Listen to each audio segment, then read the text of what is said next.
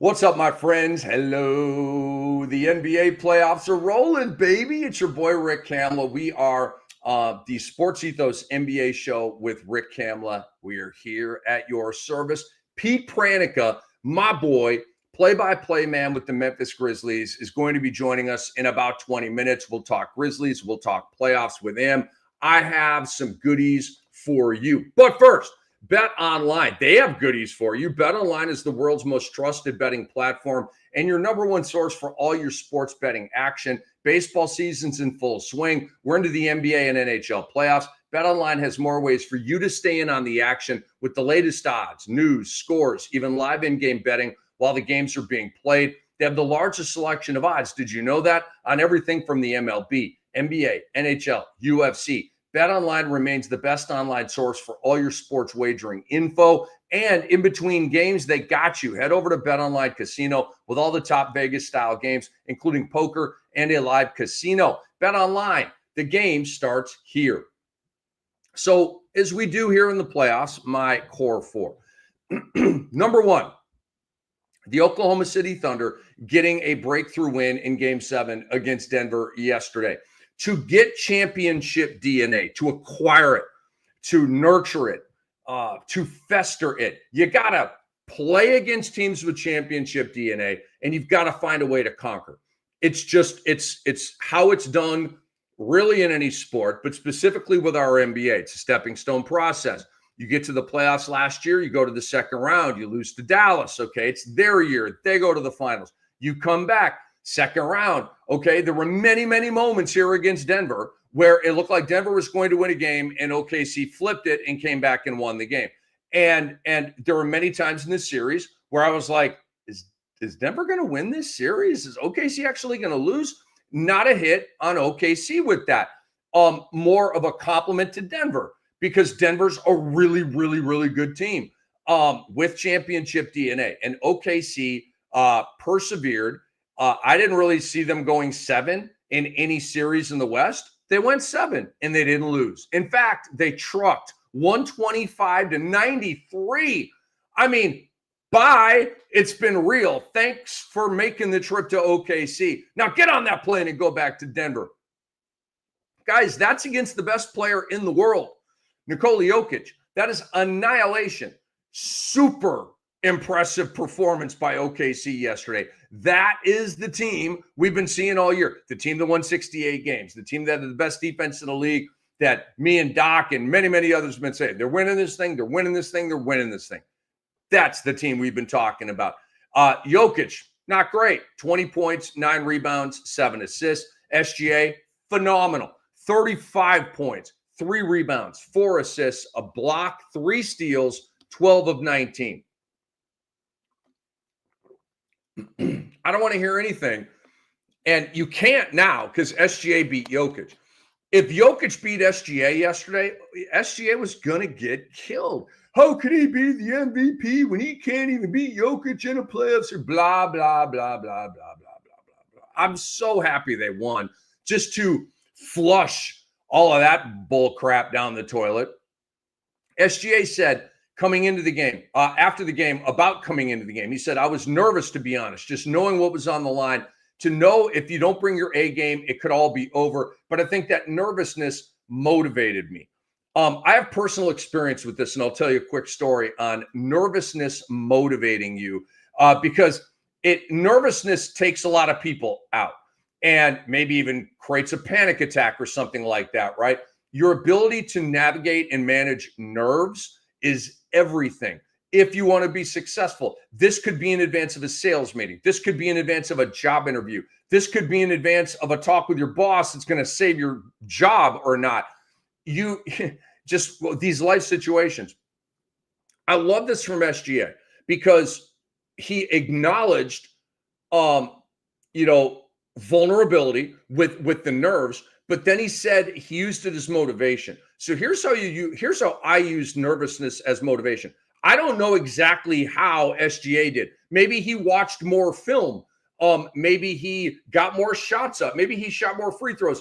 I don't know what that looked like, right? But for me, the most nervous I've ever been was when NBA TV called me to do a screen test and come out to, I was in Minnesota as a fantasy football and basketball writer. And they're like, hey, we want to start a fantasy show. We think you could be the guy. I was like, are you serious right now? Fly out there.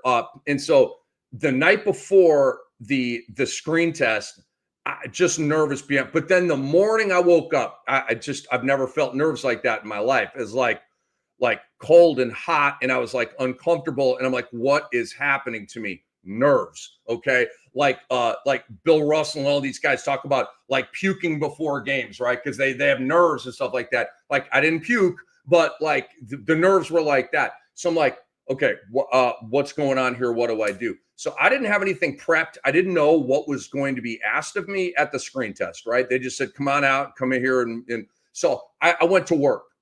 I channeled the nervousness and it motivated me to work. And I just came up with bits. I didn't even know I was coming up with bits. I just started writing and talking about Dirk and Wade and LeBron and all these guys that were, this is back in 2003, right? Steve Nash. And I just kind of wrote little things about guys. And guess what? Okay. It completely washed away my nerves. You know why? Because I was working.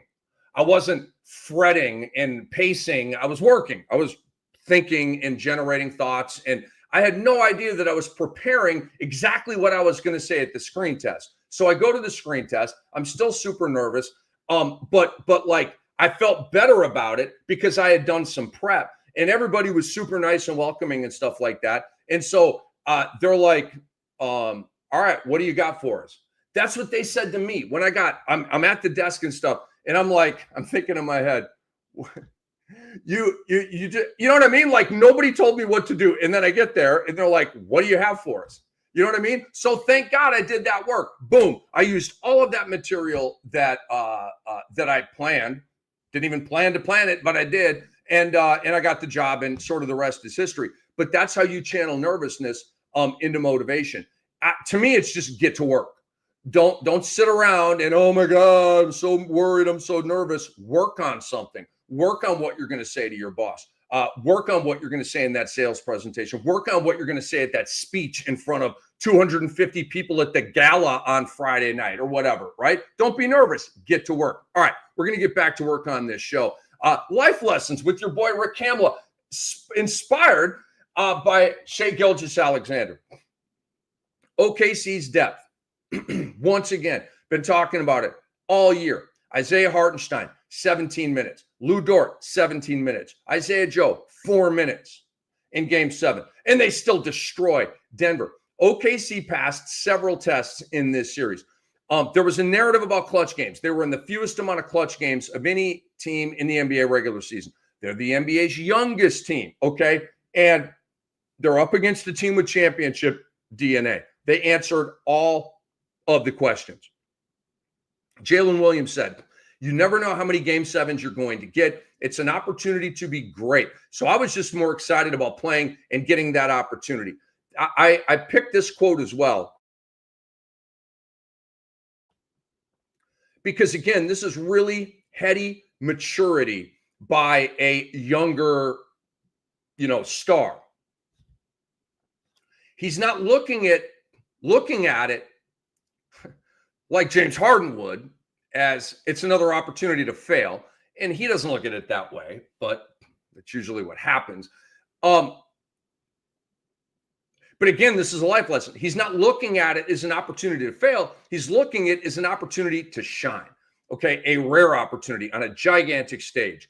And there aren't very many Game 7s. Players in their career will play 3, 4, 5 Game 7s in a 15, 17-year career. They are rare. They don't happen that much. It seems like they do, but they don't. But I love that quote by J-Dub. All right, so it is my core 4, and we move on here to number 2, and it is the Denver Nuggets, who have said goodbye for this year. So a brief kind of look at what they have going on here. Will David Adelman be back as the coach of the Nuggets? I presume he will. It hasn't been firmed up yet. I believe there's going to be a search going on here. He'll be at the heartbeat of that search. He's been there for years. He's very familiar with the players. Frankly, did a pretty good job of navigating after taking over from Malone. 3 games left in the regular season. You win in the first round. You go 7 against a better team in Oklahoma City. Nothing to be ashamed of there. So I'd be very surprised if he was not back. Do I love the hire? I mean, it is what it is, man. I don't care, honestly. I think it still sucks that they fired Michael Malone. Obviously, we've all moved on. But yeah, David Edelman, I presume, will be the coach of the Nugs next year. Coach Izalo was firmed up by Memphis, and I think they will. I think they think they got their guy here too, and I wish him well. I have no ill will against David Edelman at all. So to me, though, the biggest question with Denver isn't that. I think that's a probability that Edelman will be back. It is the Sports Ethos NBA Show with Rick Kamla. To me, the number one question for Denver is Russell Westbrook, and he has a player option for one more year in Denver. Will he pick up that option, or will he decline that option and become an unrestricted free agent? I would really, really, really recommend to the great Russell Westbrook, one of my favorite players of all time, pick up the option. Unless you, through your agent, have intel that somebody else in this league will pay you more than the veteran minimum, and you will also be in the championship fast lane. Does that scenario exist outside of Denver for Russell Westbrook? I don't think it does. Me and Antonio Daniels, going back to the NBA radio days, we would talk about this all the time. A couple of big Russell Westbrook guys. And when it was getting weird there, as Russ was making the transition from all-star, starter, triple-double guy to role player, bench player, the Laker experience, right, did not go well. And there was, like, where does Russ fit? He's not the easiest guy to fit on a team. Not a great shooter. Doesn't always make the best decisions with the ball. But dang it, the guy plays harder than every other player out there, and he makes winning plays constantly. That's why he plays. But it's an odd deal with Westbrook, right? You got to take kind of the good with the bad. Don't play that game unless you've got a gig lined up. But don't just say, there'll be a gig out there for me. I'm going to opt out of Denver. I would strongly recommend him to opt back in with Denver. Not a lot of these teams were messing around with Russ. Russ has a reputation. I don't think it's all fair, but it doesn't matter what I think. What matters is what the shot callers of the league think. And I would recommend that Russ take one more year of that bag from Denver. It's not a big one. It's a little one, but, he's got a mountain of money. It's not really about that for him right now. But if I'm Russ, I would want to keep playing with Jokic. Why wouldn't you want to keep playing with Jokic? Playing time concerns with the coaching switch from Malone to Edelman were put to rest in the playoffs. Russ played a ton. And to me, Russ makes Denver a championship caliber team. And I don't want to overstate his value, okay? But to me, his value means more than the stats he puts in the box score. It's the juice. It's the veteran. It's the leader. It's the vibe. It's the bounce. It's all that Westbrook stuff. I think it's infectious. And I really, if Denver didn't have that and they didn't replace it with like a heartbeat bench guy, I'd be like, that's a huge hit to them, dude. Like, I'm dropping them 3 spots in my rankings going into next year, that kind of thing. So I think it'd be mutually beneficial for both sides.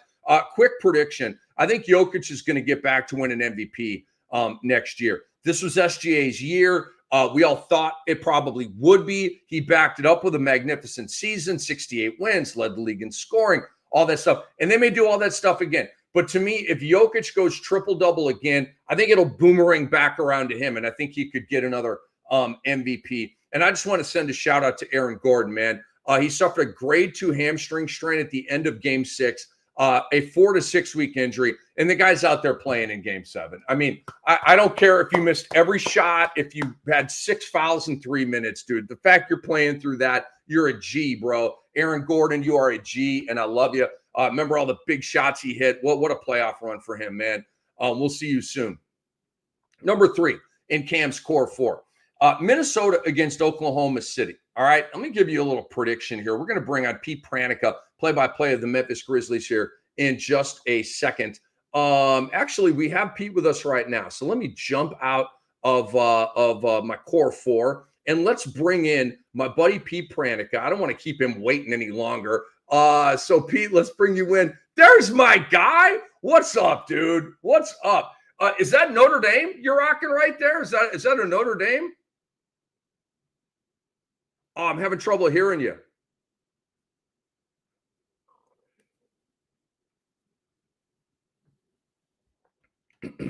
Oh, my guy Pete. Pete, you're muted. If you could change that. Sorry about that. There you go. I wasn't quite ready. I was eating a bit of apple here. So you got me now? Pete, what's up, man? Is that a Notre Dame shirt you're rocking there? Yes, absolutely it is. Did you go there? Oh yeah, absolutely. I didn't know you went to Notre Dame. Wow, you're a Golden Domer. I did not know. That was a nice run for you guys in college football this year, man. It was, and sometime when we have a long time to tell the story, part of the reason that I'm in the NBA is because of a Notre Dame connection with George Blaha, going to be inducted into the Hall of Fame this year. Oh, wow. The longtime Pistons announcer, Notre Dame guy, and I was his backup for several years. What? This is amazing history. I didn't know Blaha was a Notre Dame guy. Look, dude, I'm a huge Blaha guy. Blaha and Kels are on a Pistons game. I mean, it's like, come on. They've been doing it for years. Love those guys. You and Brevin Knight, man. You and Brevin Knight are killing it with the Memphis Grizzlies, Pete. It is great to see you. It is great to have you on the show here. So, and looking good in your Notre Dame swag. I want to talk Ja Morant with you, Pete. And I just want to hit you with an open-ended question on him. How would you describe the season that Ja Morant just had? Very, very up and down. It started with, and Cam, it really goes back to when the Grizzlies changed up their coaching staff. Blake Ahern had been on the staff, and every player is assigned to an assistant coach or developmental coach, and Blake Ahern was Ja's guy. They were very close personally and professionally, and best of friends, and people who would come to the building would see him work out before the game and then play a game of dodgeball running back to the locker room. And Blake was one of the coaches that was let go. And I think that affected Ja a little bit. Obviously, bunch of nagging injuries, some of which got taken out of the air a couple of times. Daniel Tice hit him with a shoulder-to-shoulder, really tough screen that kept him out for a period of time. So he never played more than 6 games in a row. So he never really had the consistency. The change in coaching staff, there was more of a philosophy of what I would call space and replace rather than pick and roll.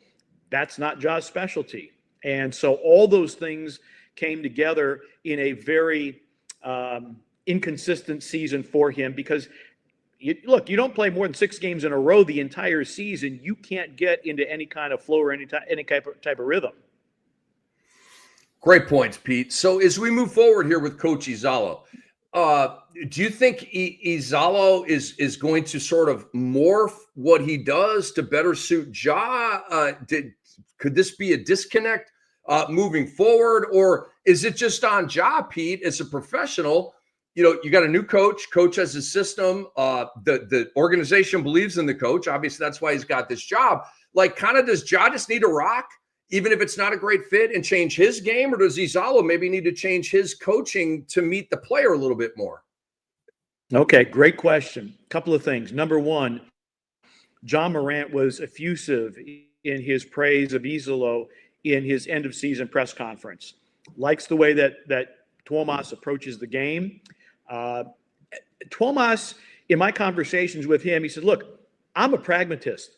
Whatever works for our team is what I'm going to run. I'm not going to say we have to run nothing but pick and roll because that's my philosophy if you don't have pick and roll players.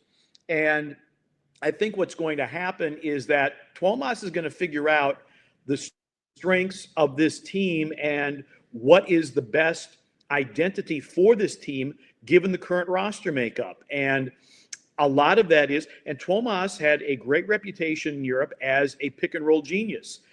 The Grizzlies didn't play a lot of pick and roll through the first part of the season because they were working with a system that Noah LaRoche had come up with on the East Coast with Integrity Hoops. And so you had this coaching staff, and this is another reason, Cam, why the Grizzlies season really never came together, particularly late in the season, is you had these different philosophies. I understand the Grizzlies were trying to expand their horizons schematically, but it just didn't fit. And ultimately that's That's not only why Taylor lost his job, but also Noah LaRoche and Patrick St. Andrews also lost their jobs late in the season. One more on job. What's the biggest area of improvement for him moving forward? Just being available. And a lot of the injuries were not his fault, but he got taken out of the air twice, including in the Oklahoma City series. So the best area for him to improve on is just being available. I mean, because the year before he had the 25-game suspension, tears the labrum, played fewer than 10 games. This year he didn't play more than 6 in a row. Availability is the biggest thing. If John Morant's available, and here's my goal, Cam, for him, can he hit the 65-game benchmark to win a postseason award? Whether he wins a postseason award or not, that's immaterial. But for me, he's got to be available for 65 games for this Grizzlies team to really make some noise in the Western Conference next year. When you are the great Pete Pranica hanging out with Rick Kamla here on the Sports Ethos NBA Show with Rick Kamla, Memphis Grizzlies TV play-by-play with my guy, Brevin Knight. So, Pete, I love the answer there. And so when you know this, when you create questions for an interview, sometimes you anticipate the answer or wonder what that answer might be. And I was wondering if you were going to hit me with the 3-ball or hit me with availability. And I completely agree. And I love that answer because Ja's a killer player. We all know this. He's just got to be available. So I love that answer. Jaren Jackson Jr., Pete, is a 2-time All-Star, but is he still kind of underrated? I think he is. Part of it is the Grizzlies are in a small market. Not a lot of national TV exposure. So there is some of that. And his skills are so broad-based, it's not like he does one thing phenomenally well. Playing defense, blocking shots, I guess, would be at the top of the list. In a lot of ways, he had a career year this year, although his production fell off later in the season.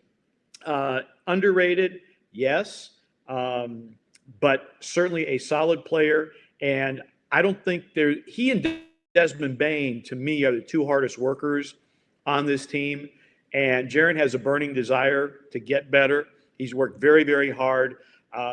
Really developed a very reliable little half-hook push shot in the lane, which was huge for him. He did a better job getting opportunities in the paint this year than he had done in previous years, where he would settle for a lot of threes, which would frustrate the heck out of everybody. I think another reason, just to wrap it up, I would say that the reason he's underrated is because people think he should be a 20 and 10 guy. He doesn't rebound that much because he's a perimeter big more than anything else. So, and you got Zach Edey to grab the rebound. So I think that's why some people overlook Jaren, is that they look at the rebounding numbers and they're not particularly outstanding. Pete, you mentioned, and I think I mispronounced his name. I called him Izalo. You called him Izalo. You're closer Izalo, to right? it. I'm gonna go with Izalo. If it's Pete Pranica vetted, then I'm rocking with that Izalo. So a big thing that I noticed, and obviously, Pete, we're big in the fantasy space, obviously the reality space as well. But Zach Edey, all right, Zach Edey became kind of a big deal in the fantasy basketball world, and I really liked what I saw in the playoffs from him.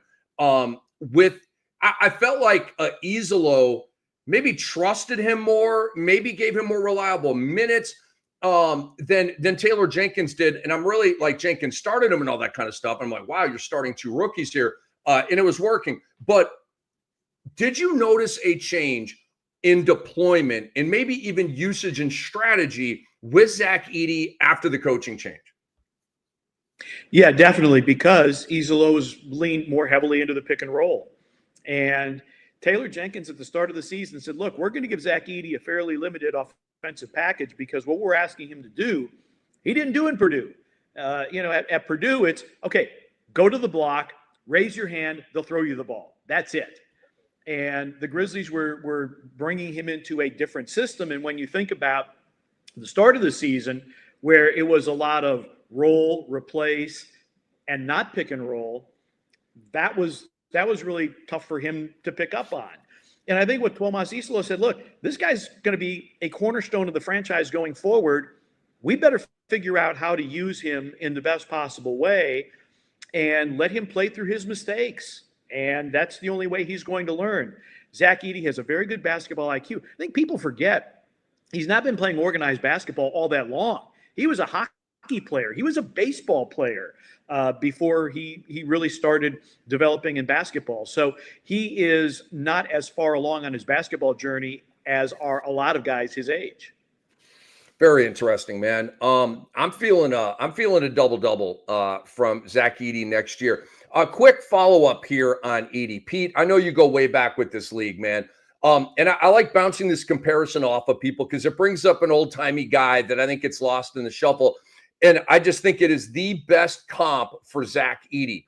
And it's the Duncan Dutchman, Rick Smits. Do you see some Rick Smits in Zach Edey? Ooh, wow. That's a good pull. Man, I'd have to go back and look at some Rick Smits tape. I did call games involving Rick Smits, but it's been a while. Wow. I don't think of Rick Smits as a big pick and roll guy. I don't think Zach Edey is going to be a pick and pop guy necessarily. But he has 3-point shooting ability. And when teams have dared him to shoot the three, he shot a reasonable rate from three, but that's not going to be his strength. But to your point, Cam, I'm going to have to go back to the video vault and look up Rick Smits. It's been more than a minute. It has. Really good lost in the shuffle center from the 1990s for maybe some of our younger audience. You know Hakeem, you know Shaq, you know Alonzo Mourning, you know all these guys. But maybe you don't know Rick Smits and the Ronnie Cycles. There were so many awesome centers back in that day. But Pete, let's expand our interview here. Let's leave Beale Street and Memphis for a moment. And I want your thoughts on Game 7 between OKC and Denver yesterday. And just an open canvas. No like question, no lead question here. Just what were your thoughts on that game, man? Take me into how you viewed it. This was an Oklahoma City team that did not play like the youngest team to go to a conference finals. They played – look, Caruso is amazing. And I think a lot of people felt going into the season that he and Hartenstein were the key additions to this basketball team. And credit Mark Dagnall. Just like, look, Caruso, I know you're 5-6 inches shorter than Jokic, but go play him on defense. And we saw during the Grizzlies Oklahoma City series that Alex Caruso can change the course of a game. And you look at the box score numbers, and you're like, doesn't really impress me a whole lot. But the stuff he does on the floor was really amazing. And Shai Gilgeous-Alexander, man, you talk about a young man who met the moment on the biggest stage. He certainly did that. And I was watching a little earlier. Big shout out to Aaron Gordon for trying to play through that grade 2 hamstring strain. But I think that this was a Denver team that was maybe a little worn down from that long series with the Clippers. But I've been riding with Oklahoma City all year long. As you said, I've been doing this for a lot of years, and I track the numbers every single game day. I've never seen a team, Cam, that is more statistically, I don't want to say perfect, but, I mean, you do the league rankings, 1, 1, 1, 2, 1. I mean, they're just amazing with how they play. They're versatile. They're young. They're long. They're athletic. They can play fast. They can play slow. They put tremendous ball pressure on you. And for me, the most incredible stat about Oklahoma City, you ready for this? Yes. They committed 5 fewer turnovers per game, all right, than they forced. That is a +5 turnover margin. That's unheard of in the NBA. Philadelphia was second at 2.5. Wow. They lapped the field in terms of forcing turnovers and not committing turnovers. You get 5 more possessions a game, you're going to win a lot of basketball games. That's crazy, man. Wow. It speaks to the combination of defense and just being super smart and dialed in. That's a great overall stat. I like that. Yep. I'm ready for that stat, Pete. I'm ready for that stat. All right. So now, Pete, we move on. And I loved what you said. I mean, this is the youngest team in the league. There's no way that at any point in NBA history, the youngest team in the league has ever won the championship. I just can't believe that's ever happened. If it has, that is a nugget of history that you're a historian, I'm a historian. You can't think of another youngest team in NBA history that won the chip. I mean, they got to win 8 more games. But who you got, man? Minnesota, OKC, Pete. Who do you like in that one? Well, the only thing that's holding Oklahoma City back, potentially, is the fact they haven't been there before. Minnesota's been there. Minnesota's not been to the finals, of course, but they've been to the conference finals. I think that is the only reason that gives me pause about Oklahoma City. Having said that, I think they're so versatile defensively. Who knows? We may see Alex Caruso on Anthony Edwards. I mean, that's entirely possible. 2 really good young coaches, 2 teams that finished the regular season very, very strongly. I think Minnesota has been like 25-5 down the stretch. So I'm going to go with Oklahoma City. They have home court advantage. That is an incredibly, insanely loud building, very avid fan base. They've got the MVP, I think, in SGA. I think it's a long series. I think that Oklahoma City will overcome their relative lack of experience. But if Minnesota pulls this one out, it will be because they've been there. Oklahoma City has not. I love the breakdown. I do. I mean, because, and I'm going to kind of go into this a little bit once we say goodbye here, Pete. But I think Caruso's going to be on Anthony Edwards. And think about, like, Dort's going to start on him, right? And Dort's going to be on him a lot. And, you know, there will be others. They'll man and a half him. And they're going to do a whole bunch of stuff on him. But Caruso's going to guard Anthony Edwards at some point.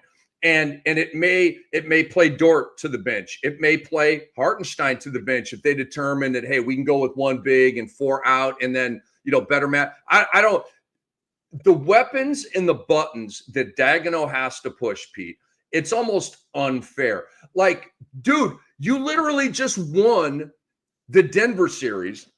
The difference in that series, Pete, was Caruso on Jokic. It was a 7-gamer. It was you punch, I punch. It was as close and as tight as it gets. And then Caruso goes and 6 Jokic in game 7 and causes, I read an article on ESPN, like the lowest touch rate or some damn crazy history with Jokic that was created by Caruso. Okay. And now Caruso's probably going to be chasing Ant-Man around and being physical with him. And I mean, dude, did you love the trade, the Giddey for Caruso trade when they made it? Because I know you're giving up more talent, right, with Giddey and Caruso, but I'm like, okay, so you just got Caruso? It actually made me feel so much better about them winning the chip, was them way more than getting Hartenstein. I'm like, these jokers just got Caruso? Because it gives you sort of that like Drew Holiday, like Derek White thing up in Boston, right, where you can just get on guys. But talk to me about that, man. I mean, Caruso – well, you already talked about it, so let me kind of move on here to another question here, Pete. I want to ask you about Tam, let me just go ahead in here for a second. The one thing that Caruso brings Oklahoma City is an extra level of mental toughness. And what you see in this year's playoffs, particularly when you compare maybe OKC and what happened with Cleveland, who's the mentally tougher team? All right. And I think Caruso added a level of mental toughness that Oklahoma City did not have. And you see what happens when you don't have mental toughness.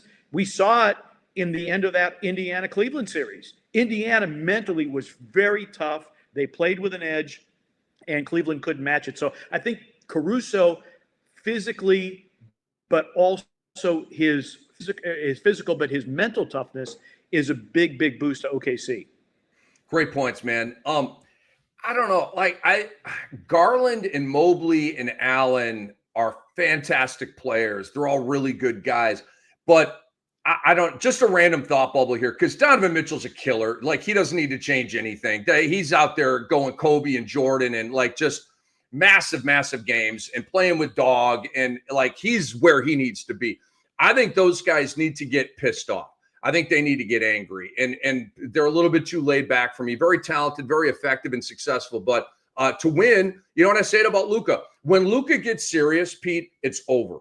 It's over. When he dials into conditioning, when he stops being goofy, stops having the side game with the refs and just focuses on hugging the gold ball, it's over. When Anthony Edwards, Pete, and I want to drop this nugget on you and see what you think. Ant-Man to me right now is a part-time killer, Pete.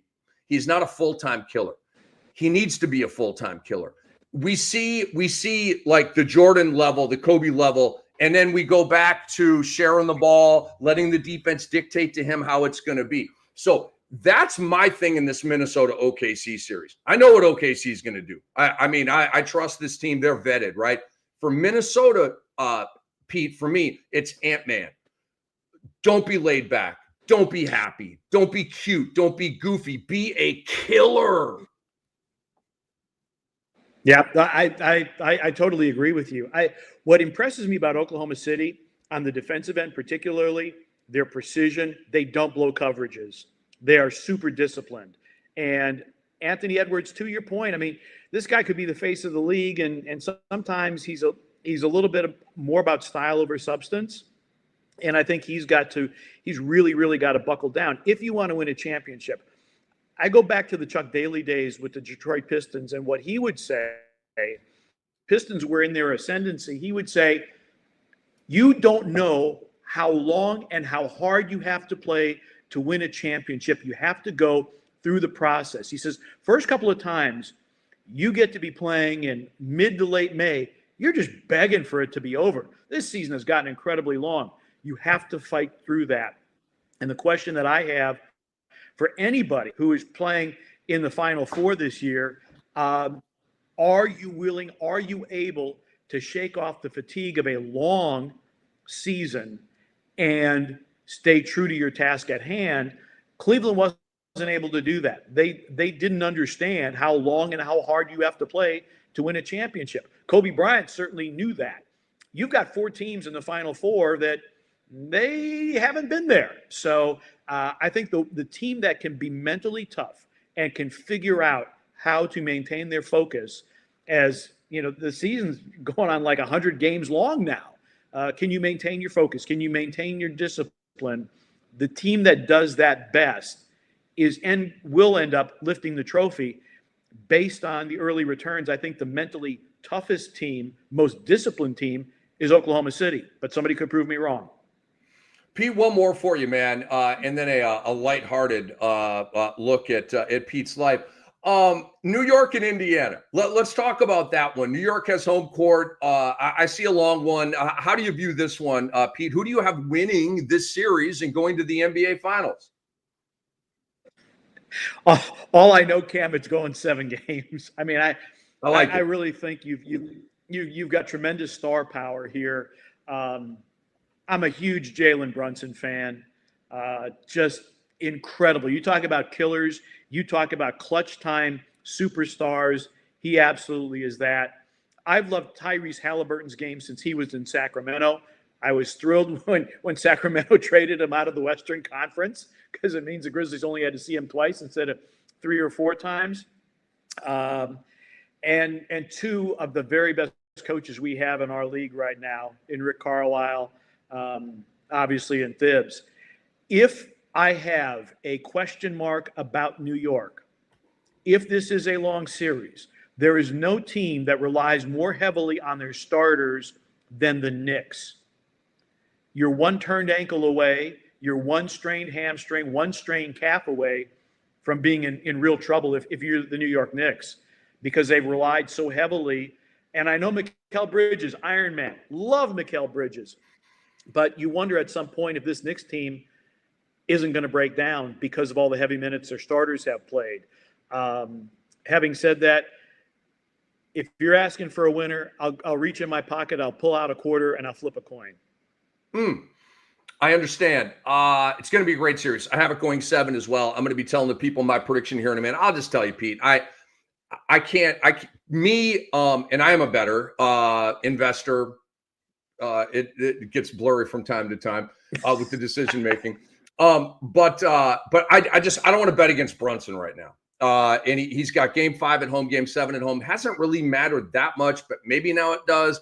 I don't know. And I just kind of don't see Indiana beating them back-to-back years. Like that would be kind of dominance and like a stronghold. And I'm not sure they're that much better than New York that they're just going to run them out 2 years in a row. But I agree with you. It's basically an I don't know. It really is. And, we're paid to formulate opinions and give people something to take away. And so that's what I got. But I'm basically like you. I feel good about OKC beating Minnesota. I actually don't know New York and Indiana, but I'm going to rock with my guy Brunson. Pete, I want to know how straight you're hitting them, man. And are you going on like a golf vacation with some of your time off here? Like how are you hitting them right now? Straight, but not very long. I really had to take last summer off from golf because I had back surgery May of 2024. So haven't gotten out to hit it as much as I would like.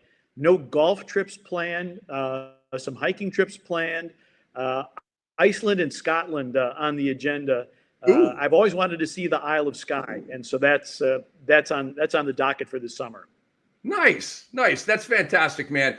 Pete, can't thank you enough, man. I love your work. I love you as a dude. Please say hi to my guy, Brevin. I'll be reaching out to him to get him on at some point, man. Huge Brevin Knight fan as well. Pete, can't thank you enough, man. Be well, and we'll talk soon, all right? Great to be with you, Cam. It's my guy, Pete Pranica right there. TV play-by-play with the Memphis Grizzlies, hanging out with your boy, Cam. Good stuff right there, man. So let's get back into my core four. And we left off with my prediction here on Minnesota and Oklahoma City. So a couple of thoughts here as we break this down. Who is going to guard Shai Gilgeous-Alexander? I believe that Jaden McDaniels is going to start on him. And every time that Minnesota plays OKC, Nickeil Alexander-Walker becomes a thing. He is going to be a very, very important other in this series because he knows, obviously he's related to SGA, and he just guards him well. He knows his game. It's almost like when Nurkic plays Jokic, right? Like he just knows his game. When Zubac plays Jokic, like Zubac does a good job on Jokic. It's just one of those matches you're like, Nickeil Alexander-Walker, yep. He can take a little bite, not a shark bite, but a little bite, like a mosquito bite out of SGA. But you'll see NAW on SGA. Who guards Anthony Edwards? Well, Pete and I talked about this. They're going to start with Dort. And hopefully Dort just doesn't live in foul trouble in this series, but that's certainly possible. But I just think Alex Caruso is going to be guarding him a lot. You'll see many others. I would recommend throwing some defenses at Ant-Man. I would recommend not playing it straight up because get the ball out of his hands, man. Swing Conley 3, swing Dante 3, swing Nas 3. Like, these are good players. Shots might go in. I got to keep Ant-Man from going Kobe on me. All right. And to me, Ant-Man should just dictate that, and there should be nothing the defense can do about it. But Ant-Man a lot of times lets the defense dictate to him how it's going to be. Again, he's 23. I'm not mad at Ant-Man. I'm just pointing out this is the evolvement that's going to need to happen here. Will it happen this year? It might. When it happens, he's going to win a chip. I'm telling you, he's going to get a chip before Luka because Anthony Edwards is more serious and cares more, but he's still got room for growth in that area, significant room for growth to be a full-time killer. Don't hit me with 38 and 35 and then 17. Don't do that. Hit me with 38 and 35 and then 41, okay? That's where he needs to get the consistency of the killer. I'm going to be preaching this, okay? X factor in this series to me, Rudy Gobert against Isaiah Hartenstein and Chet Holmgren. How much does Rudy play? How small does Minnesota go? Does Minnesota feel like they got to play Rudy and Nas to go up against Hartenstein and Chet? Gobert guarding the perimeter, Gobert guarding in space. OKC is going to put him to the test. They're going to check those puppies and see how nimble they are. Gobert and Hartenstein and Chet are going to do their thing.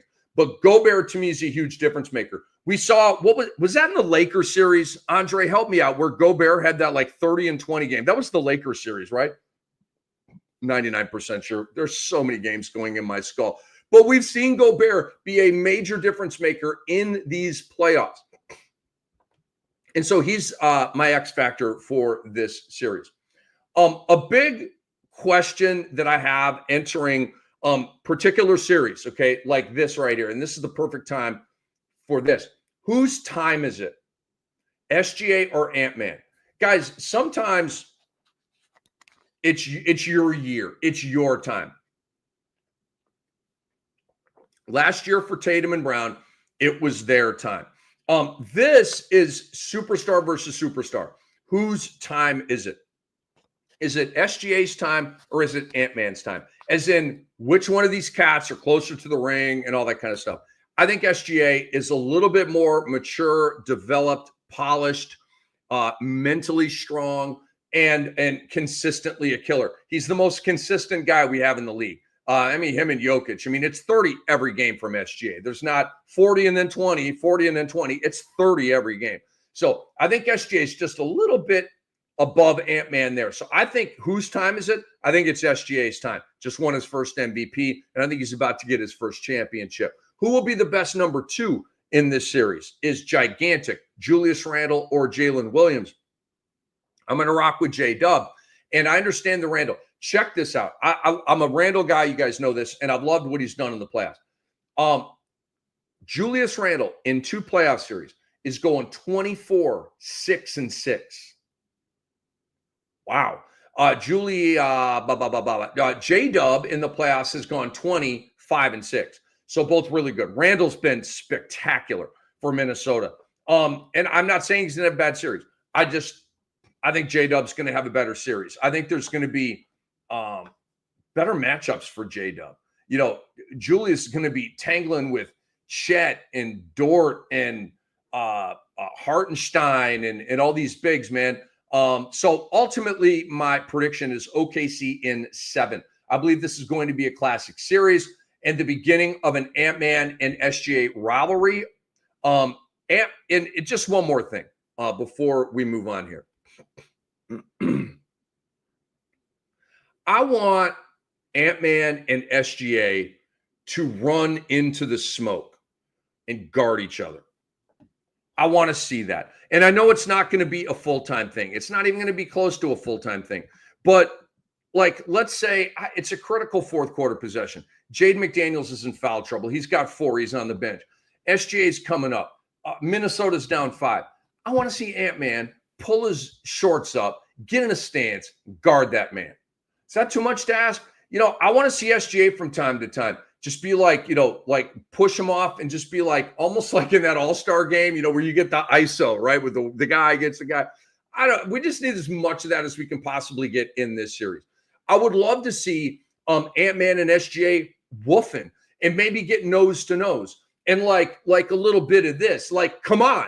Like, you are the guys right now. Ant-Man's the freaking face of the league. Dude, you can't tell me differently. You pop on a TV right now, you see Ant-Man. He is the face of this league. It's no longer Bron, baby. It's Ant-Man, okay? I'm not mad at him about it. SGA is not the face of this league, but he's the MVP of this league, and he's the second best player in this league. I want to see these guys develop a rivalry and a little disdain, a little dislike, maybe even a little H word. I don't know. But I mean, they're going to be in each other's way for a long, long time. All right, they are. Ant-Man's 23. SGA is like 26 or something like that. So it all starts now, man. I can't wait for this series. Oh my God, is it going to be incredible? Number 4 in my core 4, the longest core 4 in human history, by the way, is New York and Indiana. And I'm gonna kind of condense my takes on this a little bit. Guarding Jalen Brunson. That's why Indiana smartly picked up Aaron Nesmith and then paid him like $10 million a year, one of the greatest bargains in the NBA right now. Is Nesmith going to take a bite out of Jalen Brunson? No. If Osar Thompson could not take a bite out of Jalen Brunson, then Aaron Nesmith is not taking a bite out of Jalen Brunson. Jalen Brunson is the ultimate find-a-way guy. That's my whole thing with Brunson. He finds a way. Doesn't matter. He'll take a charge. I mean, I love all the charges that Brunson takes. Slides over, takes the hit. He's got the rocked up bod. Looks like a football player out there. He ain't worried about a little bruise or a torso wound. He's not worried about that. That's my guy. I love Jalen Brunson. But Nesmith's going to try. Nesmith's going to make him work, but Brunson's still going to go out there and get his 30 and his 7. Who guards Tyrese Halliburton? It's going to be Mikal Bridges. It's going to be OG Anunoby. Probably a little bit of Brunson as well. Clearly, you're going to want to free Brunson of that burden and put your doggy forwards on Hali, who's long anyway, and you want to match long with long. So I think Mikal will be the primary.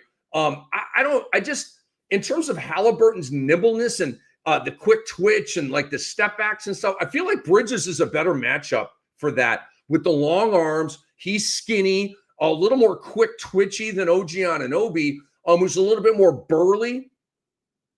But they may just start with OG on him. I don't know. I'm really fascinated to see. Is it more Bridges? Is it more OG? There's going to be switching and all that kind of stuff too, because Indiana plays a ton of pick and roll. The 1-5 pick and roll, by the way, Hali and Turner. Ooh la la. It is so effective. X factor in this series, and Pete Pranica talked about it, is the Pacers' depth against the Knicks' lack of bench. The Pacers, to me, are the third deepest team in the league behind OKC and Cleveland. And it's a big reason why they're here right now. When you're going Toppin and Mathurin and Shepard and McConnell, and I'm always forgetting they've got one other player they play in. Maybe they only go 9-man rotation. But you get the point. They got dudes. And that's not even talking about Siakam, Nebhard, Turner, Nesmith, and Hali. Trying to think here a minute. Indiana's second unit might be better than Washington's first unit. I'm serious. To me, like McConnell and Shepard and, cobbled together, with Toppin and all these guys.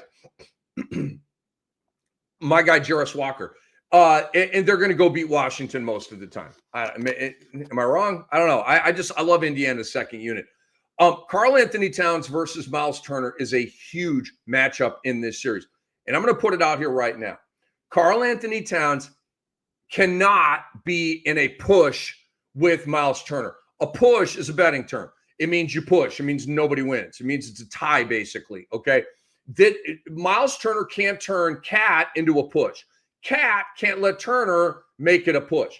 Cat's got to be at 23-12, and Turner's got to be at 14-8. Okay.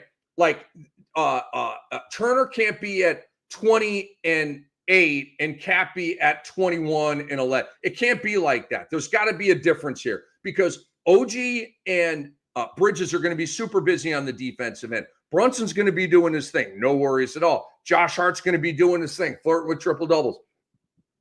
They're all going to do their jobs. I'm not worried about them. The guy that I'm worried about punching the clock and being the guy that the Knicks need him is Karl Anthony Towns. And it's a good matchup. Turner is not a hard big. He's a finesse big. He's a wing big, kind of like Cat. There's no excuses here. You don't have like some, Jokic or Embiid or so. Oh my God, Cat's really in for it in this series. You don't have that. It's Miles Turner. I love Miles Turner. But if you're Karl Anthony, I'm the greatest big man shooter, then you better damn go outplay Miles Turner in the Eastern Conference Finals, okay? Cat, we all have our eyes on you, bro. We all have our eyes on you. This is a huge series for Karl Anthony Towns. Cam's pick, Knicks in 7. I'm going Knicks in 7. Bing! By one of the hairs on my chinny chin. It's as close as it gets. It's an I don't know, ultimately. But I'm not betting against Brunson. I can't bet against Brunson. Like I told Pete, I just don't see 2 years in a row, Indiana beat New York. It just doesn't feel right to me. It doesn't. These teams certainly will be rested. My God, the layoff. You realize that they don't start this series until Wednesday, right? They should be starting it tonight, in my opinion. That's what the NHL would do. That's what baseball would do. Like, let's go. Chop, chop. Back at it. Let's go. Oh, you were just in a long series and the other team was in a short series? Tough shit. Time to go. Let's go. So Wednesday, New York and Cleveland play, New York and Indiana play game 1. So lame. No hoops tonight. Did you guys know that? No hoops. You don't get any hoops tonight. You don't. You got my show. Okay, so anyway, Knicks in 7. I don't know if home court advantage is going to be a big deal. I don't.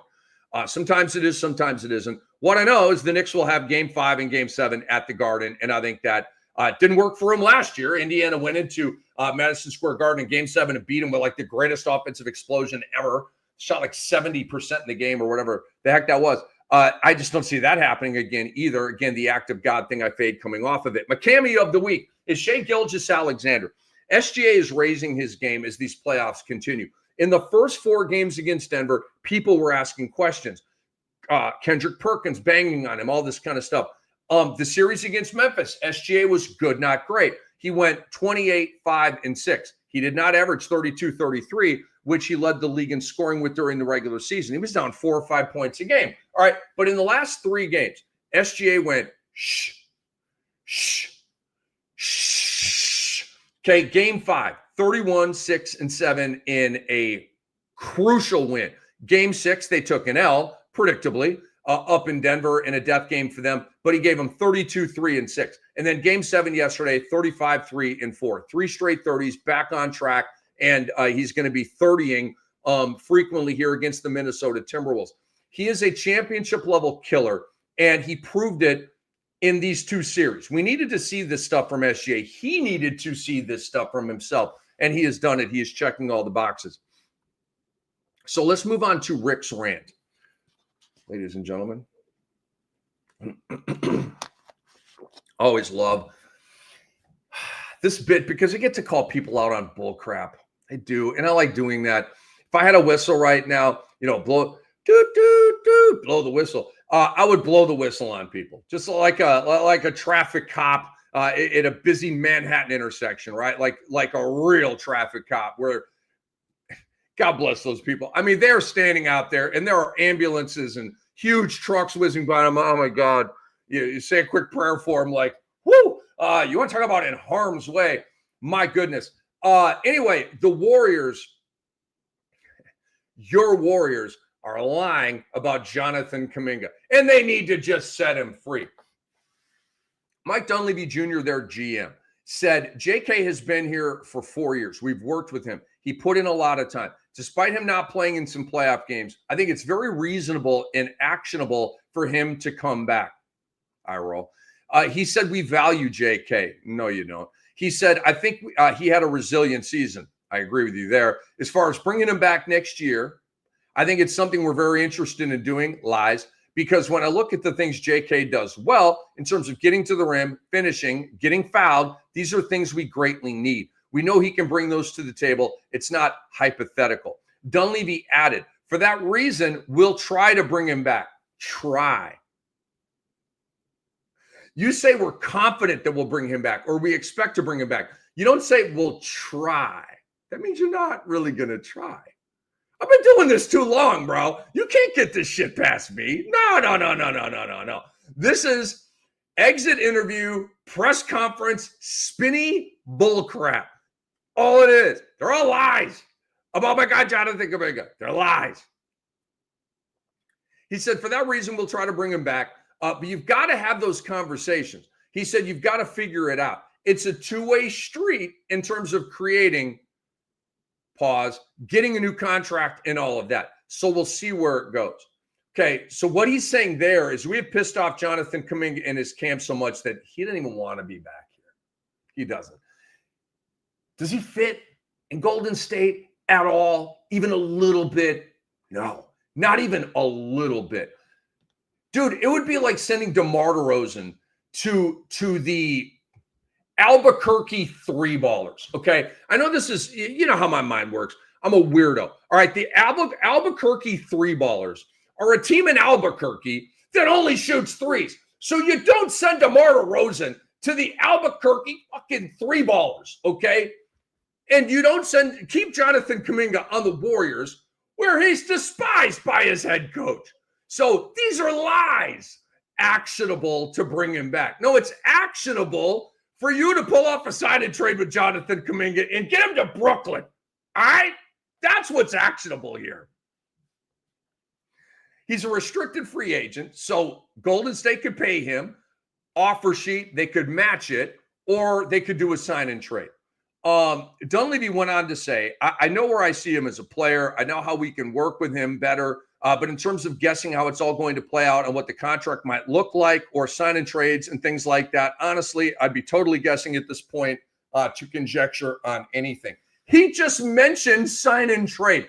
He just blah, blah, blah, blah, blah, blah, blah. Probably shouldn't have said all of that because, I mean, I like it. It's honesty and we need more information out here. But as a leader of a team, they want you to say only what you have to say, right? He might have said a little bit too much right there, but we all know that this is going to end up in a sign and trade to Brooklyn. We all kind of sort of know that, right? Brooklyn's going to hit him with a massive offer sheet.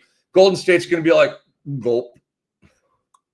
Bye. We'll take some second-round picks. We'll take a little bit of trash over here, and let's get a deal done. That's how this is going to go. So these are all lies from Mike Dunleavy. How about Kerr?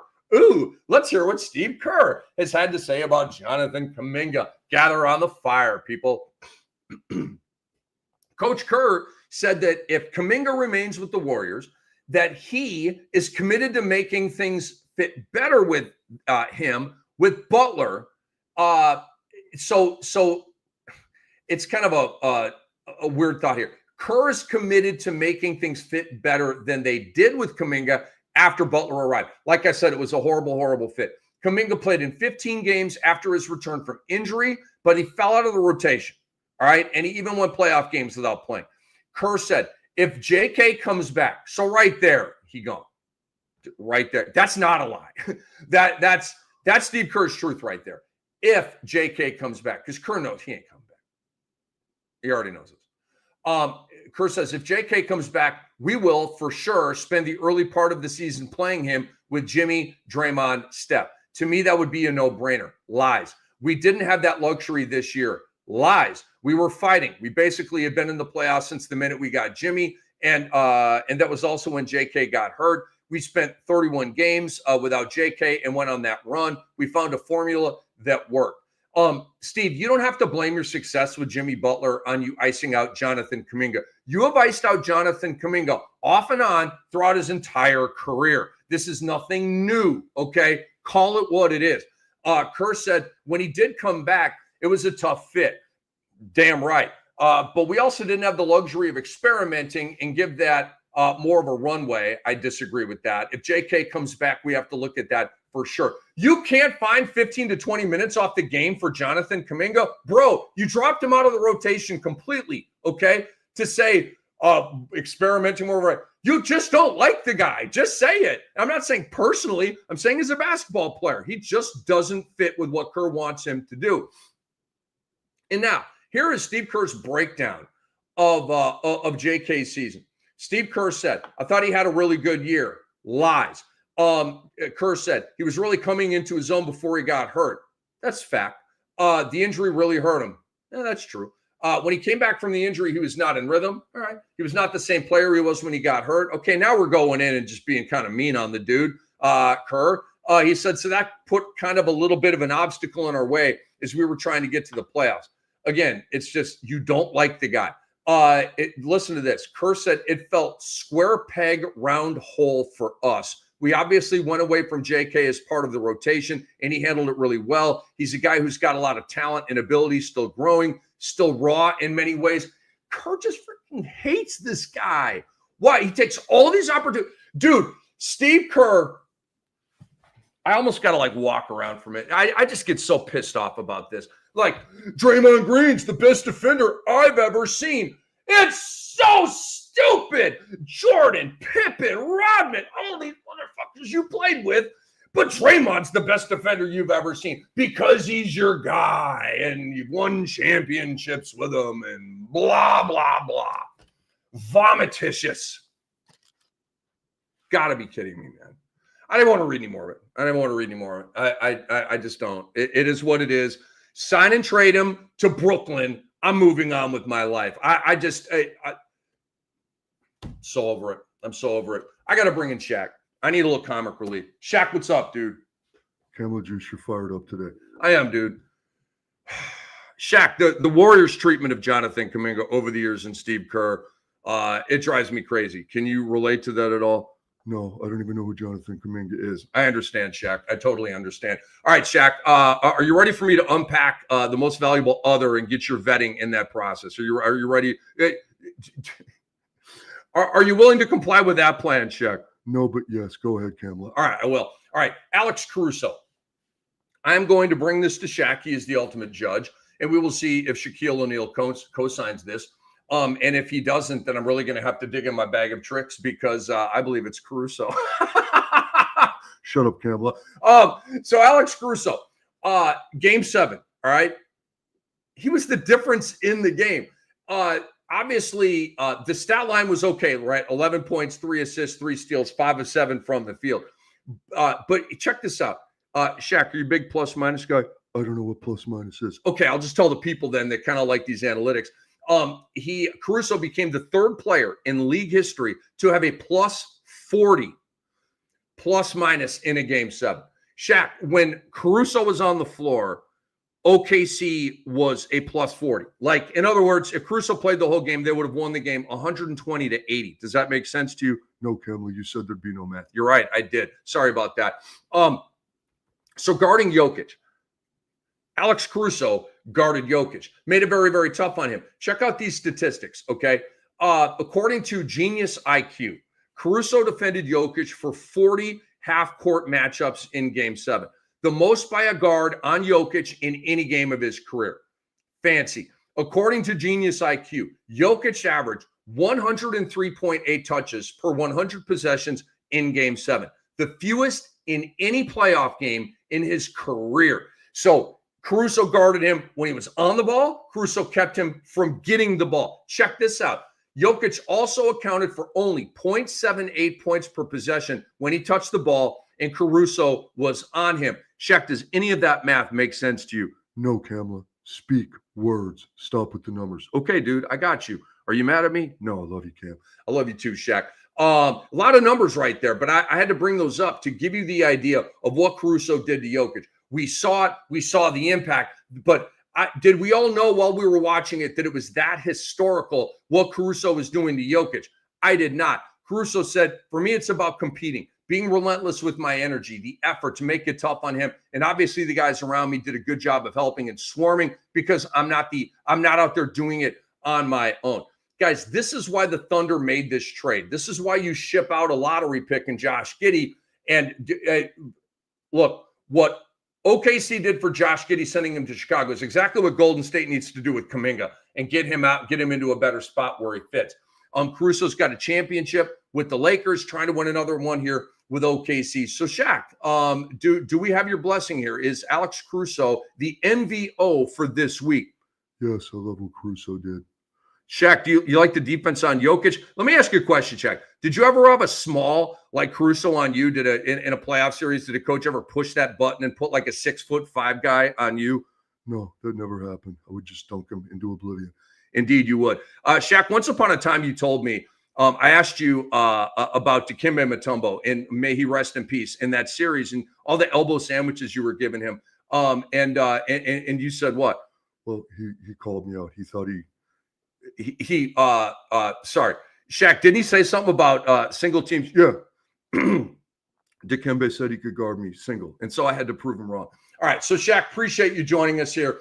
We are out, ladies and gentlemen. I do have a shout out before we get out. All right. It is Jaylen Brown, one of my faves, one of my guys. Okay. And golly, the news just keeps getting worse for Boston, man. Jaylen Brown finished the season here with a partially torn right meniscus. He's been playing in pain for about a month, okay? Concluded with Friday's Game 6 in the loss to New York. He's going to be reevaluated this week to determine if surgery is necessary, all right? This is going to be so critical, and I really hope we get news that rest is going to be able to get this right, but he's got a partially torn meniscus. Usually they need to be repaired, okay? Again, I hope it's not the case. I hope if it is the case, it's a very small kind of procedure. ESPN previously reported that Brown had received pain injections in his knee. They began in March. So shout out to Jaylen Brown. Playing hurt, playing well. And Tatum and Brown go from winning the chip. And now Tatum has an Achilles. You know, you don't win the chip. And now Tatum's probably going to miss the whole year. And you have Jaylen Brown. He'll play next year, but will he miss the start of the year? How significant will this be? I mean, I've seen some meniscus joints go 9 months, and I've seen some meniscus joints go 2 months. All right. Hopefully it's on the 2-month side. But I love Jaylen Brown, and I send him out a lot of strength and blessings as he deals with this. And I really appreciate that for playing hurt. Him and guys like Aaron Gordon. This is what it's about. And then you look at like Ja Morant missing playoff games, right? You don't get the luxury of doing that. You can't have to play. Jimmy Butler missing playoffs game. You can't have to play. Okay. Some guys get it. Some guys don't. My man is out here playing on a partially torn right meniscus. Okay. Aaron Gordon's out there playing on a hamstring strain. That's a 4 to 6 week injury. Porzingis in the finals last year, right? With the foot thing he needed to have surgery on. Coming back for whatever that last game was against Dallas and playing like, I don't know, 20 some minutes or whatever, but he's out there. Okay. Like, yes, that's the Warrior stuff that we need. Jaylen Brown, love you. Big shout out to Andre Lemouche, our great producer, for all that he does. Big shout out to Pete Pranica for joining the show. Love me some Pete Pranica. That was a blast. Thank you guys for watching this show. Really appreciate y'all. Please retweet this out on your timelines. Go to sportsethos.com. Subscribe to our work over there, sportsethos.com. We got you covered in a variety of sports. We have low-dough packages where we give you incredible content, huge bang for the buck, and you can monetize it. You can bet with it. You can play fantasy with it. You can play in cash leagues and win. Okay, we're over there to help you, and also get the app. Download the app, the Sports Ethos app. It's completely free. Go to your favorite app store and lock it up. Ladies and gentlemen, I will see you on this gig in a week, 11 a.m. Monday morning. I'm going to be on here live once again in about 15 to 20 minutes with Dr. A and Brewski for the Fantasy NBA today. Can't wait for that. And so that's what's up, man. We love y'all. We really appreciate the eyeballs and everything else. We appreciate BetOnline for sponsoring this badass show right here. We will see you soon, folks.